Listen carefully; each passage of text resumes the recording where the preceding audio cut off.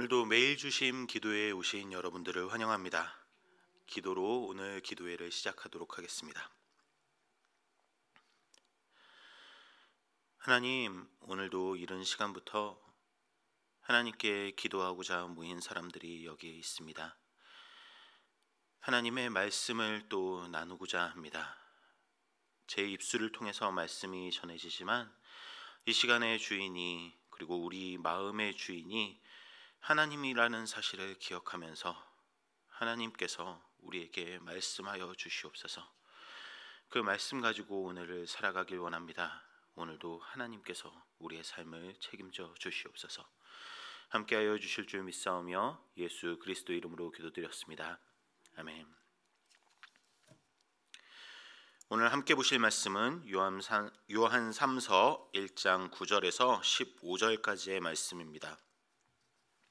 요한 3서 1장 9절에서 15절까지의 말씀을 제가 봉독해 드리도록 하겠습니다. 내가 두어 자를 교회에 썼으니 그들 중에 으뜸되기를 좋아하는 디오드레베가 우리를 맞아들이지 아니하니, 그러므로 내가 가면 그 행한 일을 잊지 아니하리라. 그가 악한 말로 우리를 비방하고도 오히려 부족하여 형제들을 맞아들이지도 아니하고 맞아들이고자 하는 자를 금하여 교회에서 내쫓는도다. 사랑하는 자여, 악한 것을 본받지 말고 선한 것을 본받으라. 선을 행하는 자는 하나님께 속하고 악을 행하는 자는 하나님을 배웁지 못하였느니라. 데메드리오는 뭇사람에게도 진리에게서도 증거를 받았음에 우리도 증언하노니 너는 우리의 증인이 참된 줄을 아느니라. 내가 내게 쓸 것이 많으나 먹과 붓으로 쓰기를 원하지 아니하고 속히 보기를 바라노니 또한 우리가 대면하여 말하리라. 평강이 내게 있을지어다. 여러 친구가 내게 문안하느니라. 너는 친구들의 이름을 들어 문안하라. 아멘. 오늘 본문에서는 어제에 이어서 사도 요한이 가이오에게 당부하는 내용을 담고 있습니다. 오늘 본문에는 두 사람의 새로운 사람이 등장합니다. 먼저 데메드리오는 요한의 편지를 가이오에게 전해주는 사람입니다. 그리고 다른 한 사람은 디오드레베입니다. 디오드레베는 무슨 이유에선지 순회 전도자들을 도와주는 것을 거부하고 있습니다. 그 일로 사도 요한에게 악을 행하는 자라는 평가를 받습니다. 디오드레베는 요한이 추천한 사람들을 무시할 수 있을 정도로 교회에서 권력이나 세력을 가지고 있는 사람이었던 것으로 추정됩니다. 하지만 그가 왜, 무슨 이유에서 순회 전도자들을 도와주는 것을 거부했는지 요한은 설명하지 않습니다. 요한은 이미 요한 1서와 요한 2서에서 거짓 교사들을 경계하라는 편지를 쓰기도 했습니다. 그렇기에 요한이 추천한 순회 전도자들은 심각한 결격 사유를 가진 사람들이 아니라는 것을 충분히 미루어 짐작할 수 있습니다. 또한 요한 1서에서 요한은 자신의 이야기를 반박하는 거짓 교사들의 언어와 논리를 조목조목 반박하는 글을 쓰기도 했습니다. 그랬던 요한은 디오드레베가 순회 전도자들을 대접하는 것을 거부했다는 것에 대해서는 이야기하지만 디오드레베가 어떤 논리로 순회 전도자들을 거부했고 그 거부한 내용들을 어떻게 반박해야 하는지에 대해 설명하느라 힘을 들이지 않습니다. 디오드레베는 으뜸이 되길 좋아하는 사람이었고 나름 교회 내에서 세력을 가질 정도의 인물이었습니다. 그런 그가 어떤 일을 반대할 때에는 나름의 논리들을 가지고 있었을 것입니다. 하지만 요한은 그 논리에 대해서, 그 이유에 대해서 언급하지도 적극적으로 반박하지도 않습니다. 그래서 우리는 디오드레베가 무슨 이유에서 그들을 거부했는지 알 도리가 없습니다. 여러분, 여러 가지 상황에서 어려움을 겪고 있는 사람들을 도와주지 않을 수 있는 방법이 뭔지 아십니까? 그것은 그들을 도우려고 한번 노력해 보는 것입니다. 그들을 도우려고 노력하다 보면 우리는 그들을 돕지 않아도 되는 이유들을, 아니 도와주지 않아야 하는 이유들을 아주 쉽게 발견하곤 합니다. 이게 무슨 소린가 싶으실 것 같은데요. 제 경험을 잠시 나눠드리도록 하겠습니다. 제가 5년 전 덕소로 이사 오고 나서부터는 거의 보지 못한 사람들이 있습니다. 바로 노숙인들입니다.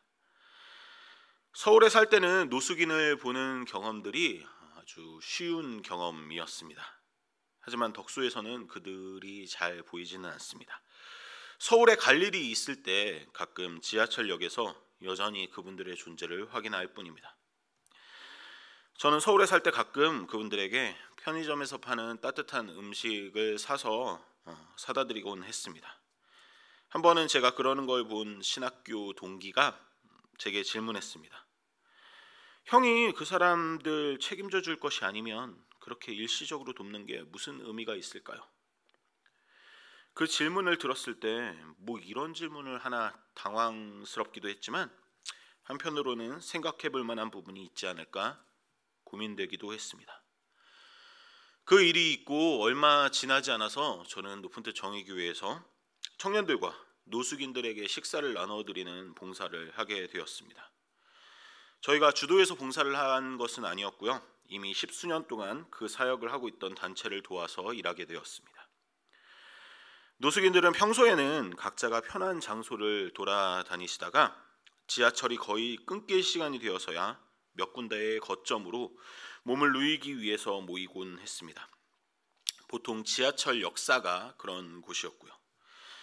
그래서 노숙인 사역은 그분들이 한 곳으로 모이는 아주 늦은 밤에 시작해서 새벽에 마치곤 했습니다.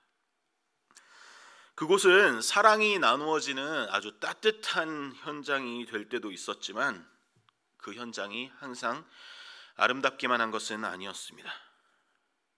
반찬 투정을 하시는 분들, 새치기를 하시는 분들, 처음 봉사의 자리에 나온 분들을 기가 막히게 알아보시고는 그분들에게 할 이야기가 있다며 구석진 곳으로 데려가서 돈을 빌려달라고 하는 분들, 꽤나 괜찮은 봉사 물품을 나눠드리면 그걸 다른 곳에 팔거나 한번 입고 버린 후에 다시 새 것을 달라고 요청하는 분들, 노숙인 사역에 관심을 가지고 봉사의 자리에 나왔다가 그분들의 태도에 질려서 더 이상 봉사의 자리에 나올 수 없겠다고 이야기하고 사라지는 봉사자들을 저는 꽤 자주 만났습니다. 제가 담당 사역자였기 때문에 그분들을 위로하고 또 격려하다가도 저 또한 힘든 상황들을 마주하기도 했습니다. 아직도 기억나는 이름이 하나 있습니다. 영수 아저씨. 물론 그 영수 아저씨는 본명은 아니었고요.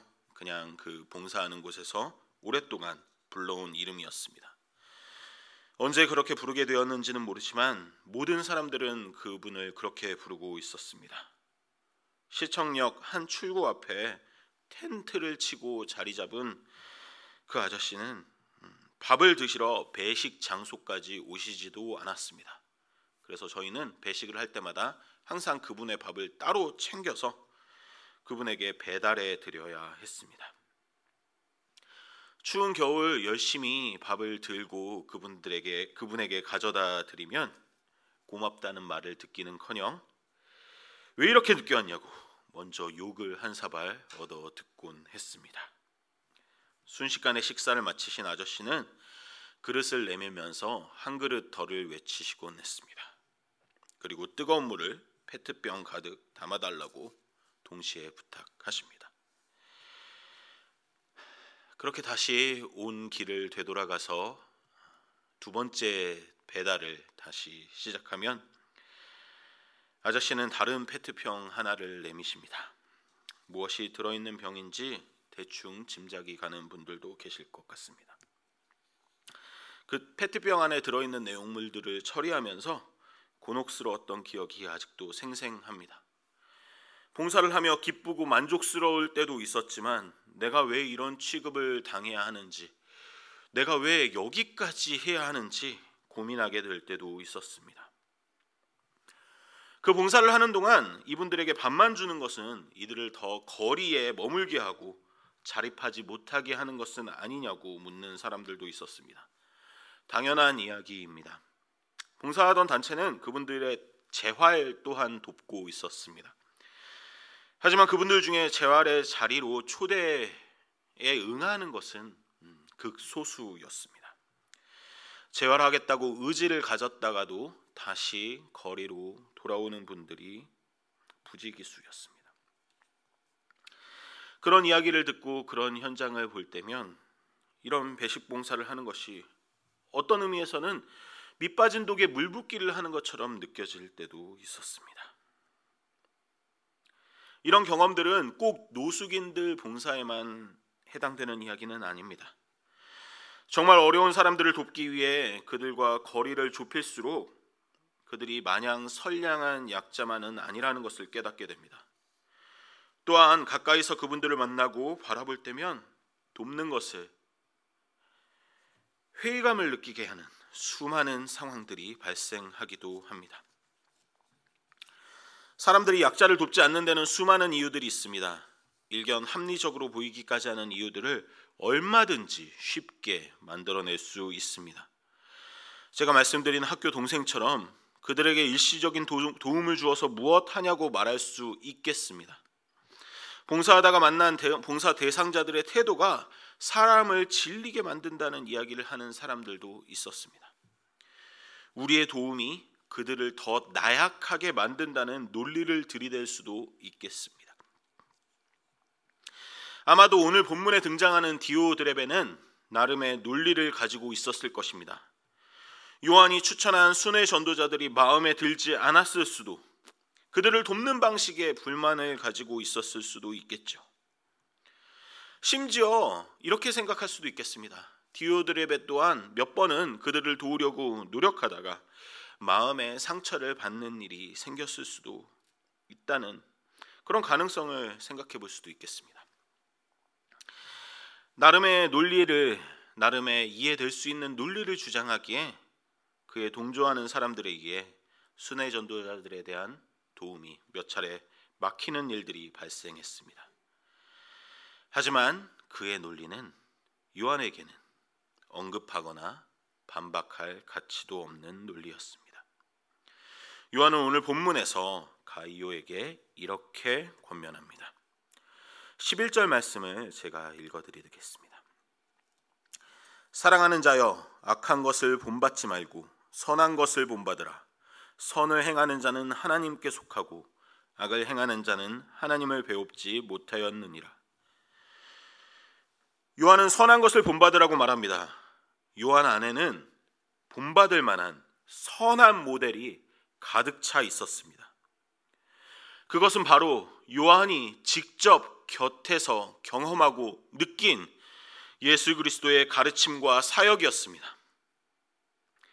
순회의 전도자들을 돕지 않겠다는 디오드레베의 소식을 들으면서 요한의 마음속에는 어떤 장면들이 떠올랐을까요? 혹시 요한의 머릿속에는 향유를 부은 여인의 장면이 떠오른 건지도 모릅니다. 예수님은 자신이 필요할 때만 가난한 사람들을 소환해서 자신의 오름을 드러내려는 유다에게 가난한 사람들은 우리와 늘 함께 있음을 이야기합니다. 어쩌면 요한은 선한 사마리아인의 가르침을 떠올렸을지도 모르겠습니다. 예수님께서 가르쳐주신 선한 사마리아인의 비유에서 예수님은 제사장과 레위인이 강도 만난 사람을 그냥 지나쳐간 이유에 대해서 일일이 설명하지 않으십니다. 또한 강도 만난 사람이 그 도움을 받고 나서 어떤 태도로 감사를 표했는지 설명하시지 않으십니다. 예수님은 그 비유를 통해서 그저 도움이 필요한 사람에게 마땅히 도움을 주어야 함을 말씀하십니다. 또한 예수님이 작은 자들에게 물 한 그릇이라도 주는 자는 상을 잃지 않을 것이라고 가르친 것을 요한은 기억했을지도 모릅니다. 지극히 작은 자 하나에게 한 것이 곧 자신에게 한 것이라고 말씀하신 예수님의 모습을 기억했을지도 모르겠습니다. 마침내 요한의 머릿속에서는 십자가를 지고 가시는 예수님이 떠올랐는지도 모릅니다. 다른 제자들이 다 도망갈 때도 요한은 예수님의 십자가 길을 함께 따라갑니다. 그 길 위에서 요한은 한때 예수님께 환호하고 예수님께 감사를 표하던 사람들이 예수님을 비난하고 모욕하고 배신하는 장면들을 목격합니다. 그때 요한은 어떤 생각이 들었을까요? 이토록 구원받을 자격이 없는 사람들을 위해서 묵묵히 십자가 구원의 길을 감당하는 예수님을 보면서 말입니다. 예수님이야말로 십자가를 지지 않아도 될 이유들을, 논리들을 너무나도 많이 발견할 수 있는 분입니다. 그저 은혜를 모르는, 구원받을 자격이 없는, 저 희망이 없어 보이는 인간들을 포기하기만 하면 되는 일이었습니다. 하지만 예수 그리스도는 죄와 폭력으로 죽어가는 인간들을 결코 외면하지 않으셨습니다. 그렇게 예수께서 묵묵히 십자가를 감당하는 그 모습을 요한은 결코 잊지 못했을 것입니다. 요한 안에 가난한 순회의 전도자들을 도와야 될 이유들, 예수님이 가르쳐 주신 선한 모델들은 이미 가득 차 있습니다.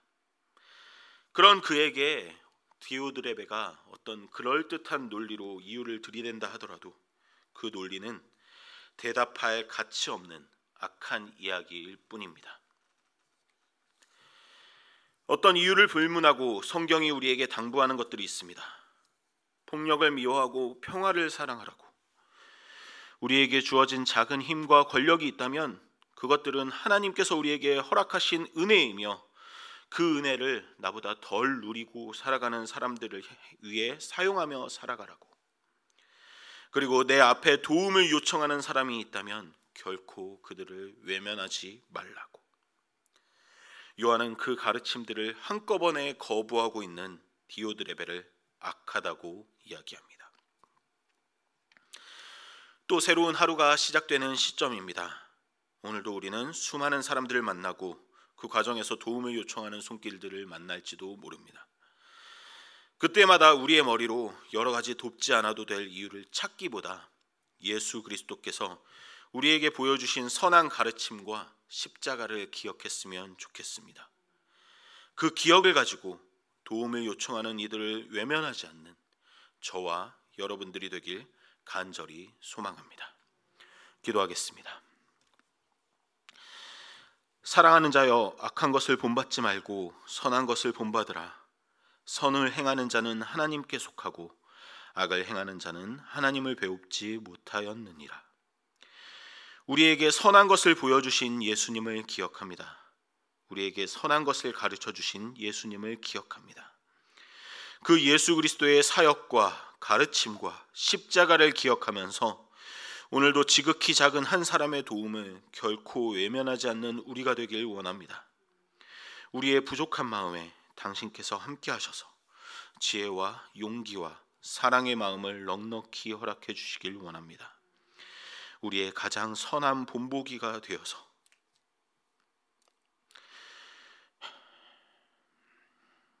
우리의 구원이 되어 주신 예수 그리스도 이름으로 기도드렸습니다. 아멘.